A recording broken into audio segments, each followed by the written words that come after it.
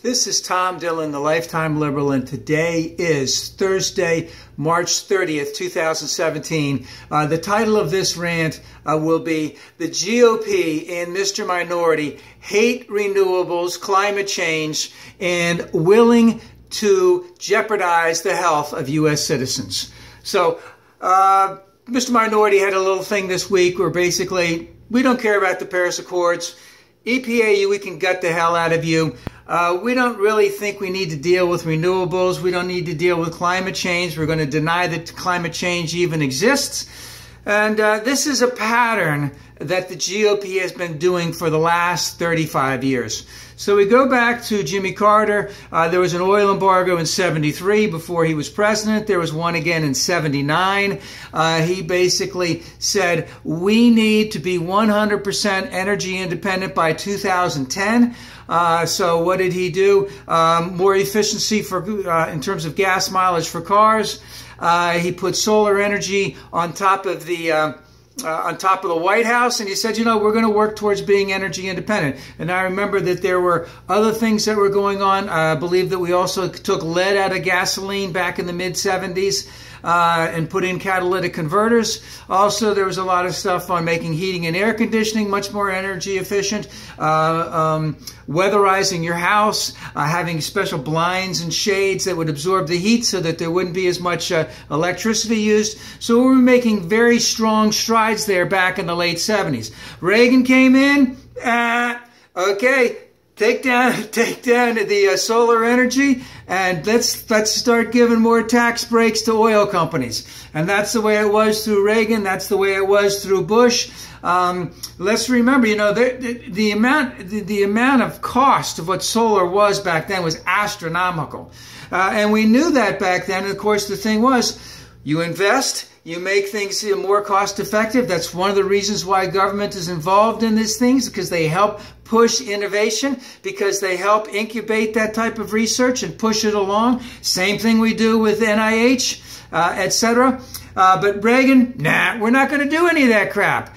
Bush didn't give a crap about that. By the time Clinton came in, it was pretty well settled. Oil is the way to go. But we knew that back then. We knew in the '70s, we knew in the '90s that we needed to address these issues. There had been a long drawn out agreement called the Kyoto Accords that was just ending up at the end of the Clinton administration. And then W came in and basically said to the Kyoto Accords. And what did Dick Cheney say? Something to the effect of, Americans want to turn on that light switch and they want it to go on. That's all they want. They don't care about anything else. No, the Americans care about clean energy. Americans care about global climate change. They care about keeping the health and welfare of U.S. citizens down, meaning decrease the amount of pollution that's in the air so that less people get affected. So that's what Bush did. Then Obama comes in. More efficiency in terms of cars, more efficiency in terms of other of appliances and things like that. We have the Paris Agreement, which drastically cuts things down. Obama made a big agreement with China, a tremendous polluter, but now China sees how screwed up that was and is moving drastically forward in terms of going after renewables, in terms of going after research and going after development, going and incubating companies to do the type of work that's going to be necessary to provide more clean energy and renewable energy. So they've made tremendous strides in that area. So Trump is in. Get rid of all that crap. EPA, no, there's no word in there for climate change. There's no global climate change. There's nothing in there. No renewable stuff. Get rid of it all. You know, and then was it yesterday or the day before? Trump came back. Coal is king, had a prop there with all these coal miners behind him, basically said, you guys are getting your jobs back. And he knew, well, maybe he doesn't know because he doesn't know crap, but he knew, and everyone in his administration knew, that he was basically lying through his teeth, that China has stopped developing any type of new coal-powered plants. Coal power plants that were on the books are getting scrapped. coal power plants in China that were coal are converting to, and getting more energy efficient. They're getting more renewables in there. They're also using natural gas. All of that cuts down on coal. Since Mr. Minority has been elected, at least one coal power plant in the United States that says it's going down, or it's converting to natural gas. By the time his 4 years are up, a half dozen additional coal-powered plants in the United States will be taken down. So that whole thing, and of course, part of that was the fact that we're exporting a lot of coal to China. That shit's gone down. Portland, Oregon basically said, we're not making this a hub for coal to be stored here and then put on ships and then sent over to China. We're not doing that crap anymore.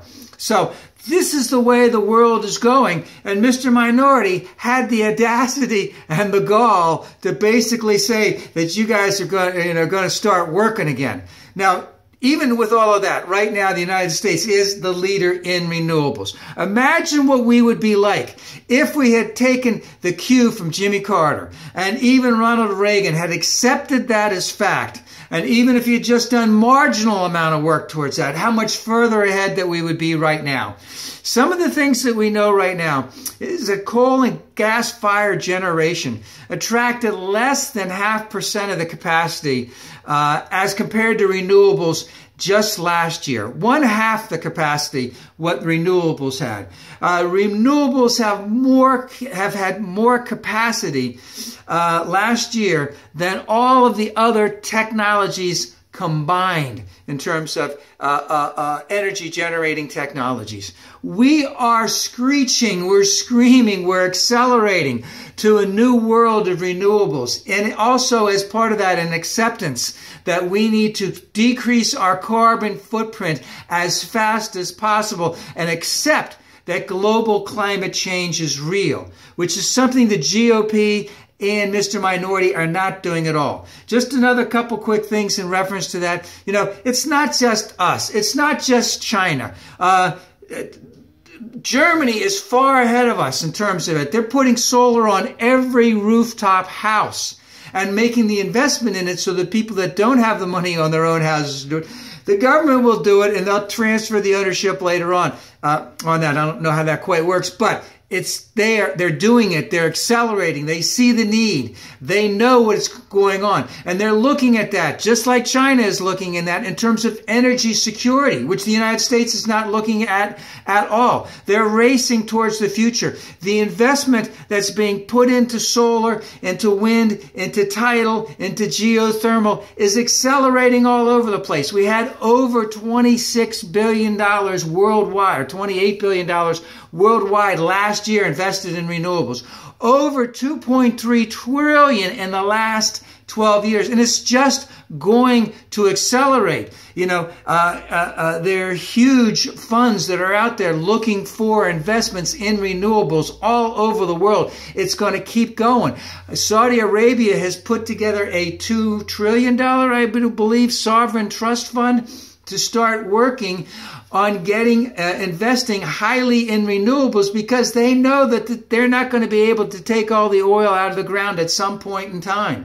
One other thing in reference to that, in terms of the coal jobs, right now there's only like 75,000 coal jobs in the United States tops. And we have over 275, I think I said that wrong, 260,000 jobs that are out there for renewables, and that's just going to increase, whereas the coal jobs are just going to decrease because there's going to be tremendous investment in renewables and less investment in coal.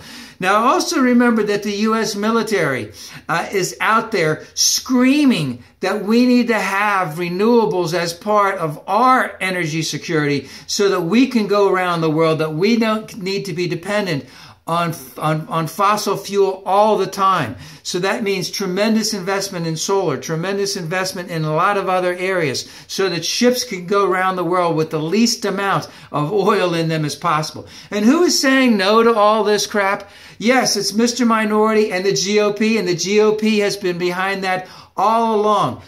George Bush, George H.W. Bush, Reagan, now Mr. Minority. And remember, this all started with Jimmy Carter when he said, we want to be independent by 2010. Not even close to that. Remember also that as Mr. Minority was doing that stuff this week, you know, number one, it can't happen all that quickly. There's a lot of things that need to go into place for some of that stuff to get out.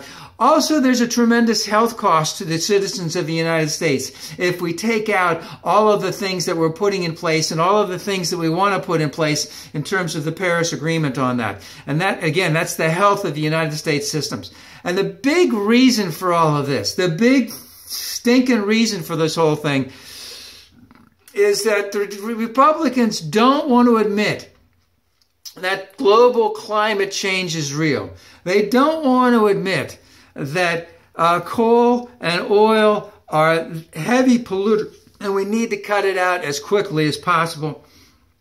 Don't want to admit that global climate change is real, etc.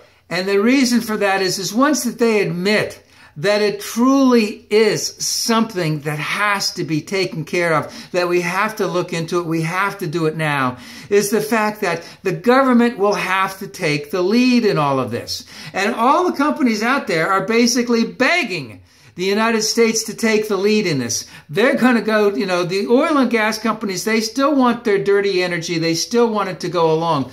But they know they need to get out of it, but they need to be led by the United States government, and the GOP doesn't want the government to work. They don't want it to work effectively, so they can't admit that global climate change is real. They can't believe that renewables are the way to go. And who's getting screwed by all of this? It's you and me. Let's hope that changes quickly.